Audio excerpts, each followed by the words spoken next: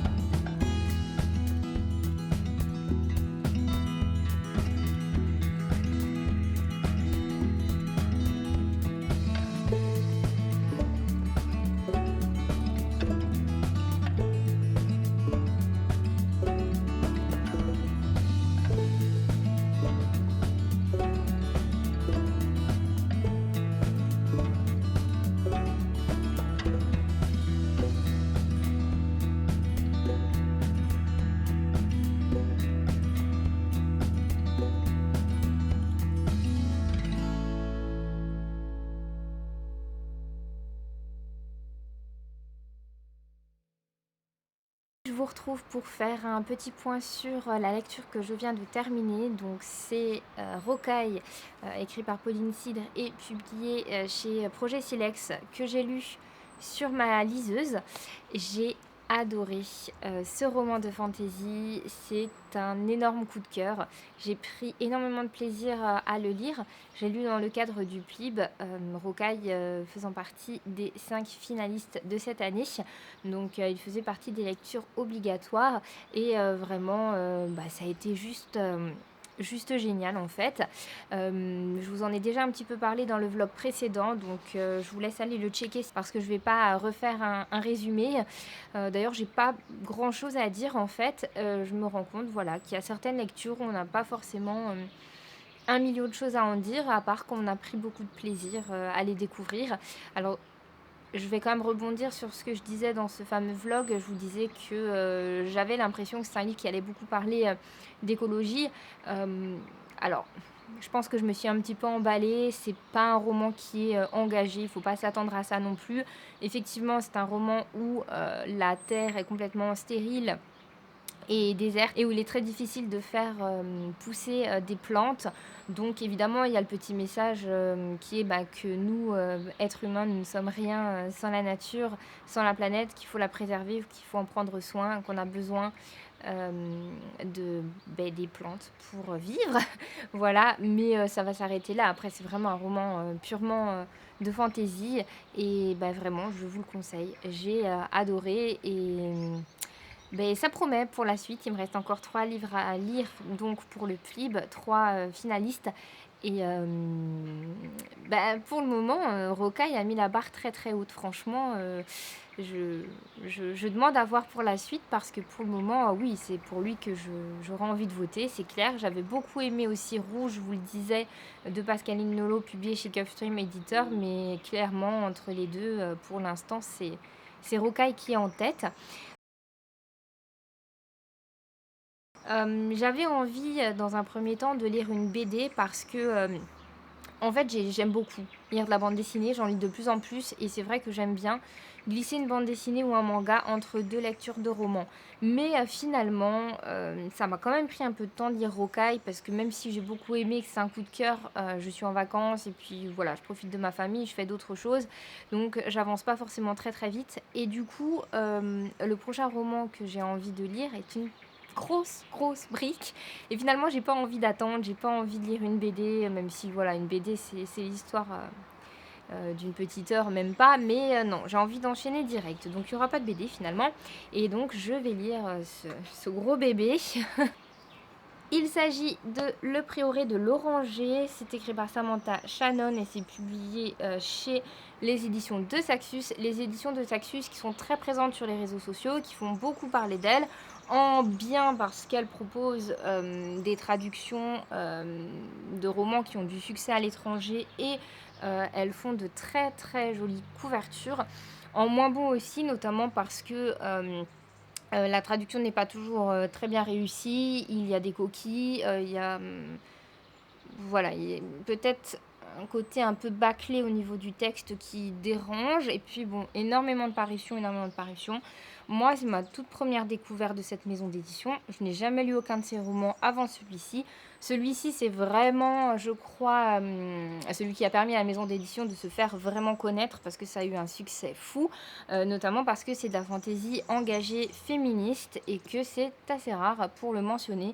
Donc évidemment, ça m'a tout de suite tapé dans l'œil. J'en ai entendu parler un petit peu partout, mais c'est notamment l'avis de Pauline Patatras qui m'a vraiment donné envie de le découvrir. Et donc, bah écoutez, c'est parti. Ce qui m'inquiète un peu, c'est que comme je vous le disais, je suis très lente dans mes lectures actuellement. Et ce petit livre fait exactement, je vais vous le dire, il y a tellement de pages que je n'arrive pas à la fin. 987 pages. Voilà, donc non seulement il est tellement gros que j'ai peur d'abîmer le dos, j'ai peur d'être assommée avec le livre quand je lis. Euh, et, euh, et ouais, peut-être que je reviendrai vous en parler dans un mois, hein, clairement. Mais c'est vraiment un livre que j'ai envie de lire. Les petites briques comme ça, je me les garde toujours pour l'été parce que j'ai l'impression que j'ai plus de temps à y consacrer. Bon, là, la moitié de mes vacances est déjà passée, hein, puisque je suis déjà dans ma 2e semaine. Mais bon, allons-y. J'ai vraiment très très hâte. J'en profite pour utiliser un très joli marque-page, puisqu'avant j'avais ma liseuse, donc j'en avais pas besoin. J'avais envie de vous le montrer. Ma très chère collègue Mina a décidé de vivre de nouvelles aventures et de quitter la bibliothèque où on travaillait ensemble. Et elle m'a fait ce très joli cadeau avant de partir, donc un marque-page qui représente un trèfle avec la jolie couleur verte qui est ma préférée, vous le savez sans doute, et je l'adore. Voilà, donc il fallait forcément que je vous en parle, et donc il va m'accompagner tout au long de cette lecture. Mais écoutez, c'est parti!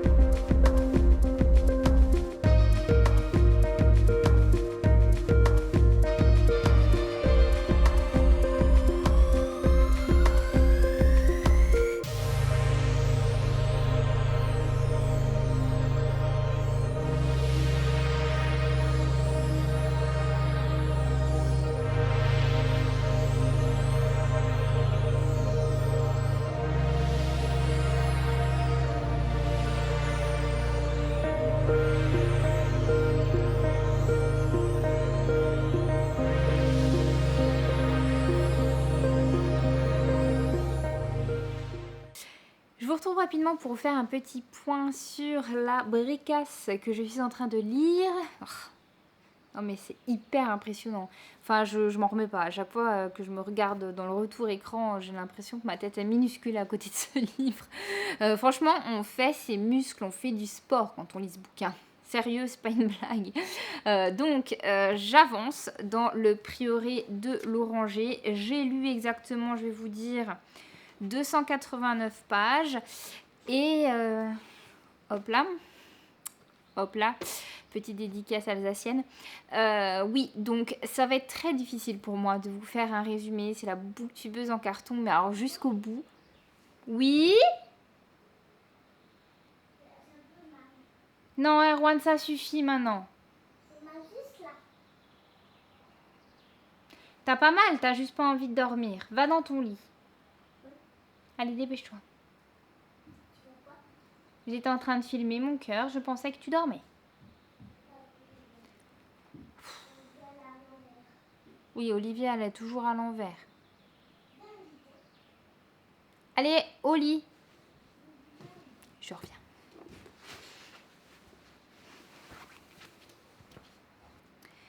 Ça va être hyper difficile pour moi de vous le résumer. Franchement, c'est la booktubeuse en carton par excellence. Mais ce roman, c'est de la fantaisie hyper pointue. C'est du lourd, quoi.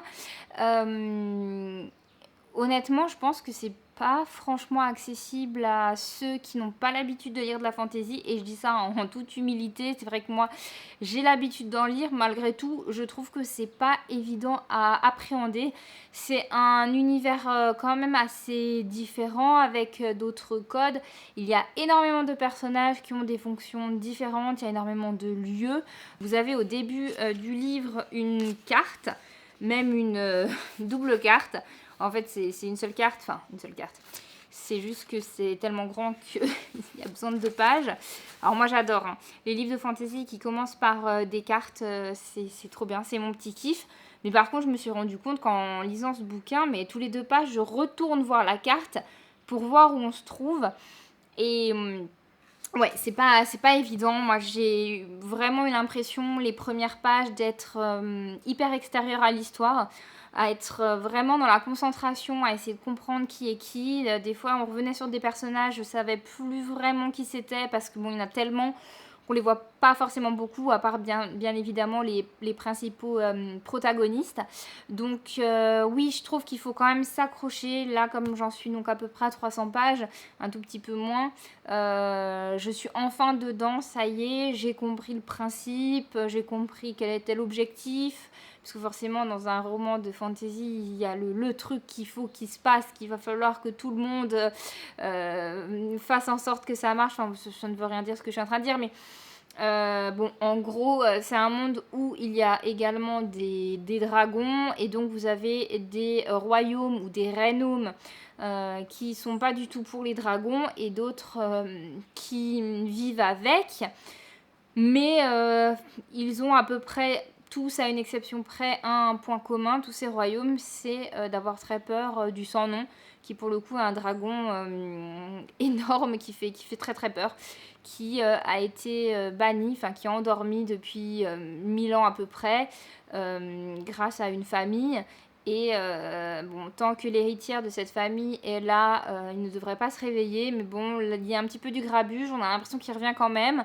Et donc, on en est à peu près là. Non, vraiment, le résumé de la mort, ce que je suis en train de vous faire, c'est n'importe quoi. N'hésitez pas à aller le checker sur internet. Franchement, c'est pas évident à expliquer, parce que c'est déjà hyper difficile de rentrer dans l'histoire et de comprendre justement les tenants et les aboutissants. Je trouve que c'est pas forcément évident aussi, parce que du coup, par exemple, pour désigner les dragons, on va utiliser beaucoup de termes différents, parce qu'en fait, il y a des différences entre les dragons. Mais bon, c'est des dragons, mais on va parler de vouivres, on va parler de wyrms. Enfin, voilà, donc c'est pas évident quand on n'a pas la culture, forcément, c'est pas facile. Mais moi qui lis quand même régulièrement de la fantasy, là pour le coup, j'ai trouvé que c'était costaud. Enfin, je trouve que c'est costaud. Maintenant, on va voir. Je vais continuer à avancer. Maintenant que je suis dedans, je pense que je suis bien lancée, donc ça va le faire. En tout cas, je trouve que c'est bien écrit. Ah oui, pour rebondir sur ce que je vous disais précédemment, en fait, il est tellement lourd qu'au fur et à mesure que je vous parle, il descend. Oui, je vous disais du coup qu'il y avait des fois des petites histoires autour de cette maison d'édition. Et par rapport à ces romans, alors je trouve que c'est bien traduit, c'est bien écrit en tout cas, c'est agréable à lire. J'ai quand même trouvé deux, trois petites coquilles, enfin pas des coquilles faute de frappe, mais des petites erreurs. Par exemple, un accord au masculin alors que c'est une femme, ce genre de choses. Donc c'est vrai que c'est déroutant encore plus parce que quand vous avez déjà du mal en fait à suivre, vous dites mais attendez, mais je croyais qu'il parlait d'elle, mais ils utilisent le masculin, alors est-ce que j'ai pas tout compris? Puis vous cherchez, vous retournez en arrière, en fait vous vous rendez compte que non, c'est le livre où il y a une petite erreur. Donc ouais, il y a deux trois coquilles quand même. C'est vrai que bon, en général, euh, ouais, d'habitude je fais pas attention. Donc est-ce que là vraiment je tombe dessus parce que je fais plus attention que d'habitude justement, je sais pas, mais bon. Voilà, mais je trouve que de manière générale ça va. En tout cas, je crois qu'il n'y avait pas eu trop d'histoire avec ce livre-là en particulier. C'était d'autres titres, mais bon, je tiens quand même à le signaler comme j'en ai parlé plus tôt dans la vidéo. Écoutez, sur ce, je vais vous laisser parce que je dois encore étendre mon linge. Ma machine a fini de tourner. Je vais vous épargner ça, je vais pas vous le montrer, mais j'ai pas du tout envie, je vais pas vous mentir. Et après, je verrai si je range encore un petit peu ou pas. Je suis contente que vous ne voyez pas tout l'appartement autour de moi parce que c'est un peu un mess, on va pas se mentir. Comme on est en vacances, j'ai un petit peu ou même beaucoup relâché. Il va falloir que je me reprenne en main puisque dans 3 jours, je reprends le travail et c'est vrai que là, ça part un peu à volo. C'est pour ça que j'ai fait une machine d'ailleurs, je me suis dit, il serait temps. Il faut que je reprenne mes plannings. Moi, je travaille beaucoup en planning, en to-do list. Je sais sur ma semaine quand je fais quoi. Je suis hyper organisée comme ça parce que sinon, en fait, je m'en sors pas. Et puis, ça me motive. Et ouais, j'adore cocher les trucs. Ça m'aide à me motiver. Et là, c'est vrai que j'ai complètement laissé tomber pendant ces 2 semaines de vacances. Je pense que c'est normal. Mais il faut vraiment que je me remettre dedans parce que sinon je vais pas m'en sortir pour la reprise. Donc bon, comme il ne fait pas très beau, vous l'avez bien compris, je vais avoir le temps ce week-end de rattraper un peu, de ranger et puis de refaire mes listes pour être prête lundi pour la nouvelle semaine. Et voilà, dites-moi si vous fonctionnez aussi comme ça. Moi vraiment j'ai l'impression que je suis beaucoup plus sereine quand j'écris tout, même ne serait-ce que pour pas oublier des choses. J'ai l'impression que mon cerveau il est trop plein et que je dois tout le temps penser en permanence parce que j'ai peur d'oublier des trucs. Alors que si je note, je sais que mon cerveau peut aussi zapper en fait parce qu'il me suffit d'aller voir mes notes pour me rappeler ce que j'ai à faire. Il suffit que je check une fois par jour. Et du coup, j'ai l'esprit beaucoup plus libre et reposé de faire comme ça. Et là, j'étais revenue dans ce truc, enfin c'est un peu piégeux en fait, parce que je me dis, je relâche la pression, je suis en vacances, tranquille et tout. Mais en fait, du coup, mon cerveau, il est de nouveau en mode, attention, faut pas que tu oublies ça, faut pas que tu oublies ça. Là, j'essayais de... Enfin, aujourd'hui, je me suis mis la pression parce qu'il fallait que je commande des tenues pour un mariage auquel je me rends dans un bon mois, un mois, même moins d'un mois maintenant. Et je me disais, mince, faut que je me dépêche parce que le temps que ça arrive, faut pas que je sois en retard. Et puis je me suis dit, ah ça y est, ça recommence, il faut que je refasse mes listes, ça ira mieux. Parce que du coup, vraiment, c'est la pression, elle descend d'un coup quand je note tout. Je sais que je peux rien oublier en fait. Même là, on a fait les courses, c'était n'importe quoi en fait. On rentrait du magasin, on disait, mais en fait, on a oublié d'acheter ça, on a oublié d'acheter ça. Mais parce que d'habitude, je suis hyper rigoureuse. Dès qu'on a besoin de quelque chose, je me le note, je me fais des listes et je sais. Et là, on y allait en mode vas-y, on va faire les courses parce que le frigo est vide. Puis on faisait un peu sur le moment, très mauvaise idée. En plus, vous achetez des trucs que vous n'avez pas besoin. Ce que vous avez besoin, vous achetez pas. Souvent, c'est plus cher du coup que quand vous faites attention à ce dont vous avez besoin. Enfin bref, voilà. Bon, je vais arrêter de parler. Je vais aller... En fait, je parle parce que tant que je parle, je ne vais pas accrocher mon linge. Je crois que c'est ça. C'est reculer pour mieux sauter. Donc, il va falloir que j'y aille. Donc, je vais faire ça. Je vais un petit peu ranger encore. Et puis, je vais continuer à lire. Franchement, c'est un gros pavé, mais j'avance bien. Donc, je suis contente. C'est marrant parce qu'il y a des romans qui font, je sais pas moi, 350 pages. Je vais mettre limite 2 semaines à les lire. Je comprends pas pourquoi. Là, du coup, j'ai lu 300 pages en 3 jours, 4 jours, donc je vais quand même assez vite, même si on dirait pas du coup parce qu'il fait plus de 900 pages. Mais non, franchement j'ai un bon rythme, donc c'est cool et je vais continuer ce soir. Est-ce que j'ai le droit de dire que le temps me déprime un peu?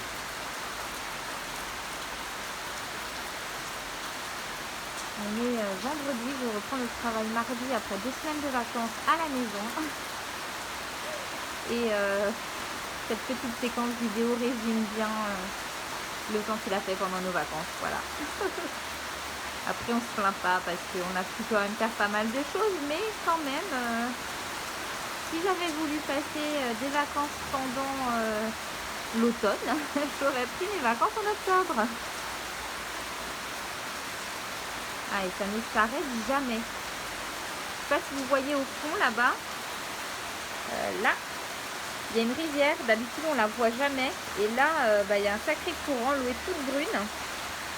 J'espère que ça ne va pas déborder. Bon, nous on est au premier étage, hein, donc ça craint pas, mais quand même pour le bien de tous, ce serait bien qu'il arrête de pleuvoir. Et j'ai l'impression que enfin, il pleut de plus en plus fort en fait. Oh là là. Je regarde ce stade de foot en me disant que Chéri ce soir il a entraînement. Et je n'aimerais pas être à sa place. Je n'aimerais pas non plus être à la place des gens qui ont une jolie piscine et qui ne peuvent vraiment pas en profiter. Voilà, voilà. En fait, je me suis complètement trompée. On n'est pas en octobre, ce sont les giboulées de mars. Voilà, maintenant grand soleil, avec les oiseaux qui sont de retour. Quelques nuages, certes, mais un beau ciel bleu. C'est terrible. Bon, je préfère ça hein, à la pluie tout à l'heure. Mais c'est vrai que c'est difficile de faire des choses en extérieur parce qu'on prend toujours le risque d'être saucé. Et c'est vrai qu'avec des enfants, plus particulièrement une petite de 9 mois, c'est compliqué de prendre ce risque-là. Donc voilà, bon, je vais aller voir dedans s'ils sont pas en train de s'entretuer. J'entends la petite grogner. Mais voilà, je voulais vous montrer que le temps est très changeant ici et que c'est frustrant. Si ça pouvait être tout le temps comme ça. Parce que moi, j'ai pas besoin de chaleur, hein. Mais je veux pas de pluie non plus. Bon, je vous retrouve en vidéo. Ça fait plusieurs jours, plusieurs semaines peut-être que je n'ai plus filmé. J'ai plein de choses à vous dire. Je sais plus du tout où je me suis arrêtée dans le vlog. J'avais commencé à le monter un petit peu, mais il me reste encore beaucoup de rush. Et vraiment, je me rappelle plus la dernière fois où je vous ai parlé. Je suis désolée, je pense que ça va pas être super top niveau couleur. J'ai été obligée de me réfugier dans notre chambre. Mon mari est en réunion en ce moment dans le salon. D'ailleurs, peut-être que vous allez l'entendre parler, mais j'espère pas. Et je voulais me mettre dehors comme j'ai l'habitude de faire. Sauf qu'une fois installée, quelqu'un a commencé à tondre le gazon du stade de foot avec son tracteur et franchement c'était juste pas possible. Donc je me suis réfugiée ici en espérant que ça passe. Donc la dernière fois que je vous ai parlé, je vous disais que j'avais attaqué cette grosse brique qui est le prieuré de l'Oranger. Je vais vous en reparler un petit peu plus tard parce que j'ai ponctué cette grosse lecture d'autres petites lectures. C'est quelque chose que je ne fais jamais habituellement. Là ça s'est fait un peu par la force des choses, malgré moi j'ai envie de dire. J'ai d'abord lu The Promised Neverland, le tome 20 parce que je lis à chaque fois les tomes de The Promised Neverland à leur sortie ou presque, en tout cas dès que la médiathèque les a achetés et je pouvais juste pas attendre donc je l'ai lu tout de suite, je l'ai lu d'une traite. Je ne vais pas vraiment pouvoir vous en parler parce que c'est le dernier tome et oui, ça me brise le cœur en disant ça. Cette saga comporte donc 20 tomes et c'est la conclusion de cette histoire. Et que d'émotions. Je suis très contente de cette fin et je suis aussi très contente que ce ne soit qu'une saga de 20 tomes. C'est vrai que les mangas parfois sont interminables. Et écoutez, j'ai vraiment adoré. J'ai versé ma petite larmichette, pas tant à cause de l'histoire, mais plus parce qu'effectivement c'est la fin. Et il va falloir que je trouve un autre manga à lire. Et c'est dur de passer après The Promised Neverland. Ça a été une super expérience de lecture en plus parce que ça a été partagé. avec mes collègues, avec deux de mes collègues et là un troisième collègue qui est en train d'attaquer la lecture et vraiment c'est un manga que je vous conseille, que j'ai adoré et qui restera vraiment marquant dans ma vie de lectrice. J'ai ensuite lu le tome 1 de la saga The Heartstopper. C'était pas du tout une lecture prévue. En fait, je l'ai catalogué pour le mettre en rayon. Alors, cataloguer en bibliothèque, ça veut dire en gros informatiser le livre pour que les gens puissent l'emprunter. On a acheté directement les 4 tomes parus et a priori, c'est pas la fin. En tout cas, il y a au moins un 5e tome qui va apparaître. C'est une saga qu'on a vue partout sur les réseaux sociaux, vraiment partout, et que j'avais vraiment très très envie de lire. Et le petit point, je sais pas si c'est positif ou négatif, mais en gros quand je catalogue un livre, je le feuillette toujours au moins un minimum puisque je dois rentrer des mots-clés dans l'informatisation donc, du livre. Et en fait, plus je le feuilletais, et plus j'avais l'impression que j'avais quasiment lu le livre. Et du coup, j'ai profité de ma pause pour le lire vraiment en entier. Et je suis contente parce que je peux vous le montrer, je l'ai en main parce qu'il était dispo. Donc là, en quittant le boulot, je l'ai emmené avec moi pour que vous puissiez le voir en chair et en os. Alors je dis BD, c'est presque du roman graphique. Je vous ai pris une page au pif, hein, mais ça se présente comme ça. Moi, j'aime beaucoup les dessins qui sont très doux. Et alors, cette histoire, mon petit cœur a fondu. Mais alors, complètement. J'ai adoré lire cette BD. J'ai vraiment hâte de lire la suite du coup. Donc c'est l'histoire de deux garçons qui vont se rencontrer. Un personnage, Charlie, qui est musicien, qui est homosexuel et qui va tomber amoureux de Nick, qui est rugbyman. Alors au départ, c'est plus une amitié. Charlie ne sachant pas finalement si Nick est attiré par les garçons ou pas. Et on va suivre tout ça et c'est vraiment très très beau. C'est vraiment très très beau et waouh! J'ai adoré. Un tsunami dans mon cœur en fait. Et c'est assez difficile à expliquer parce qu'en fait c'est un roman où il se passe pas finalement 1 million de trucs. C'est un livre où finalement la finalité est assez prévisible. C'est doux. Mais en fait ça fait genre, ça donne juste du baume au cœur en fait. Je sais pas, c'est juste mignon, c'est juste beau, c'est juste chou. La relation elle est magnifique entre ces deux garçons et c'est trop bien, je pense qu'on a besoin aussi de lire des choses comme ça, voilà, où il n'y a pas de drama et où juste c'est beau, quoi. Voilà, donc c'est aussi évidemment une saga, une BD que je vous conseille et moi j'ai hâte de lire la suite.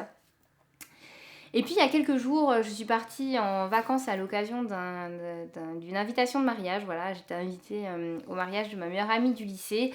C'était pas tout à fait à côté de chez moi, j'avais 5 heures de route, donc on est parti en famille, donc avec mon mari et mes 2 enfants, et on est resté 4 jours sur place. Et évidemment, je ne me voyais absolument pas embarquer cette grosse brique dans ma valise.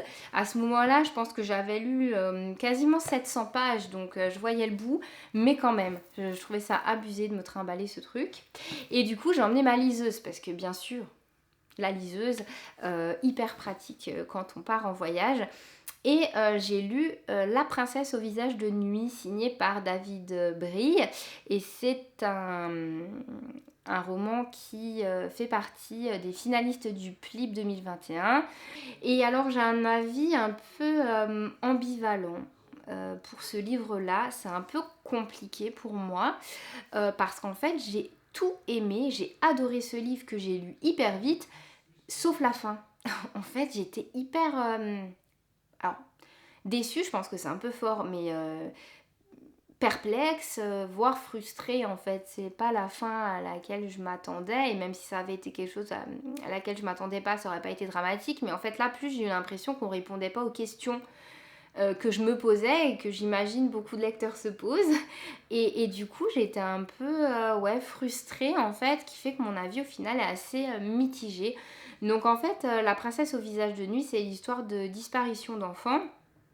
3 enfants qui partent dans la forêt à la recherche de la princesse au visage de nuit, 2 qui disparaissent et un qui va être retrouvé dans un champ, qui va être placé en famille d'accueil. C'est Hugo, on va le suivre 20 ans plus tard, il va être obligé de retourner dans son village à la suite du décès de ses parents pour l'enterrement et puis finalement sa présence s'éternise parce qu'il s'avère que ses parents sont décédés dans un accident de voiture qui ne semble finalement pas accidentel puisqu'il y a eu un espèce de sabotage des freins, donc il va être obligé de rester Hugo, et Hugo il a plus aucun souvenir de ce qui s'est passé le fameux jour ou la fameuse nuit où ses camarades ont disparu, et bon il va recreuser dans son passé, donc on a aussi des flashbacks dans le passé, c'est quelque chose qui est très courant dans les romans mais que moi j'aime pas spécialement, mais là c'est vrai que c'est des flashbacks assez courts et franchement c'est passé, je trouvais ça bien et voilà, en fait, on suit tout ça et alors, la princesse au visage de nuit, c'est une légende, c'est un conte. C'est là qu'apparaît quelque part le côté fantastique de la chose, puisque bon, je rappelle que le PLIB, c'est le prix littéraire de l'imaginaire, donc c'est vrai qu'on a besoin d'imaginaire. Moi, personnellement, ce livre m'a beaucoup fait penser, alors dans un autre registre, mais ça m'a fait penser à ma lecture de Filles d'orage l'année dernière pour l'édition du PLIB précédente. Je trouvais que le côté fantastique était trop ténu, et là, ça s'est reproduit pour moi. Clairement, même si j'avais adoré de bout en bout ce roman, je pense pas que j'aurais voté pour lui pour le PLIB. Je comprends qu'il en fasse partie et qu'il ait sa place légitime, mais pour moi, c'est pas suffisant et ça m'a plutôt fait penser à un thriller. Et moi, à la fin, je voulais vraiment savoir ce qui s'était passé avec les enfants qui ont disparu.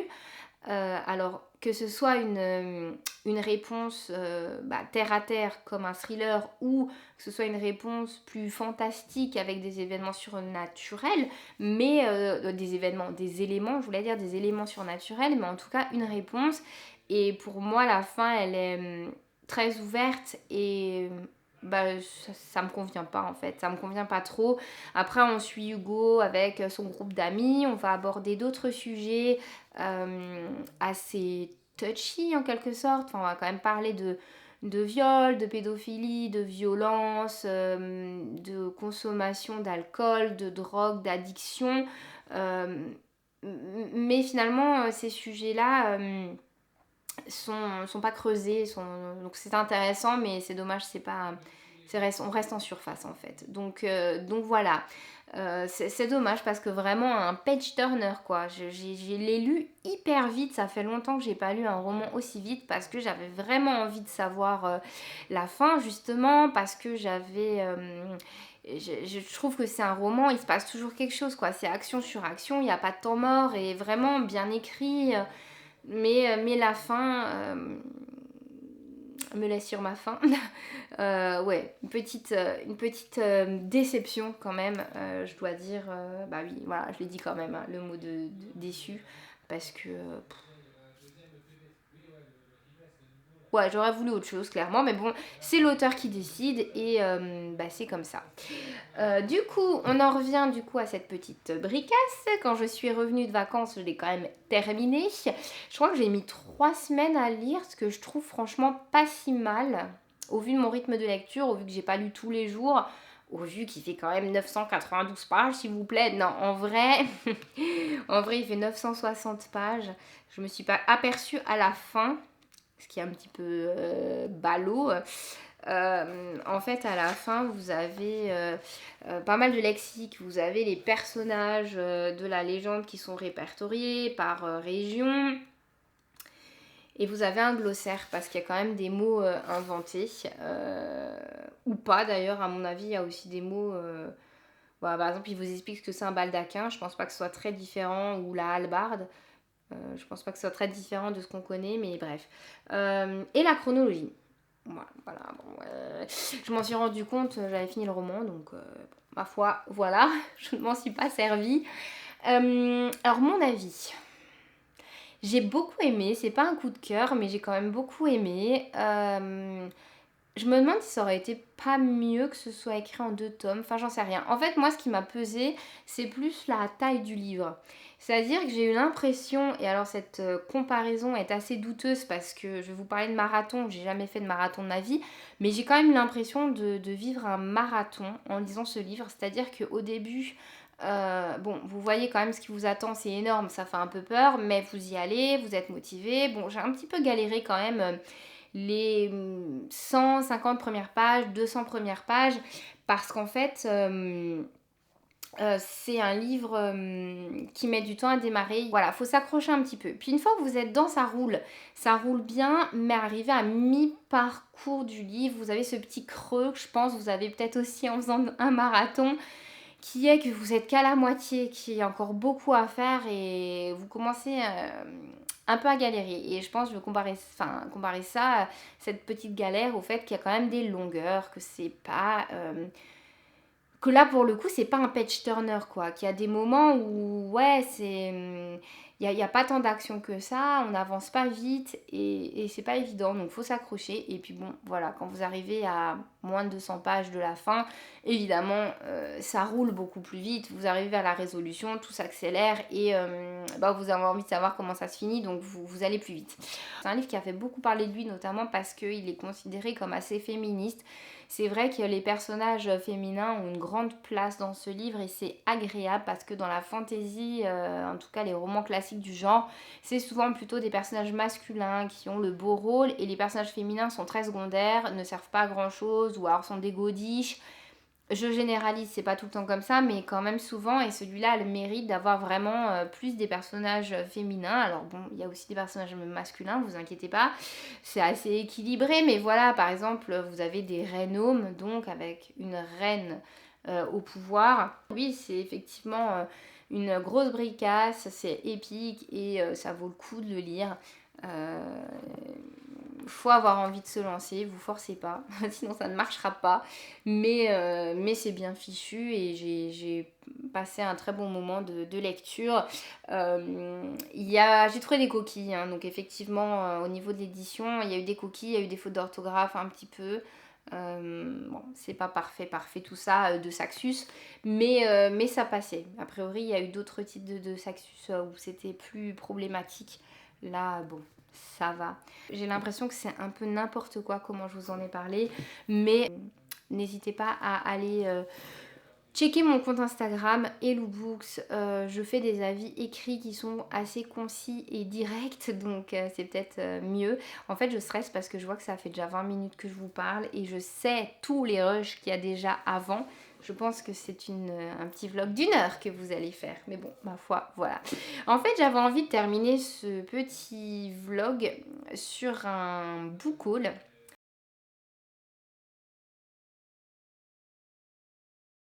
Écoutez, je vais arrêter de parler maintenant parce que c'est juste interminable en fait. Et écoutez, je vous dis à très bientôt pour une prochaine vidéo. Bye bye!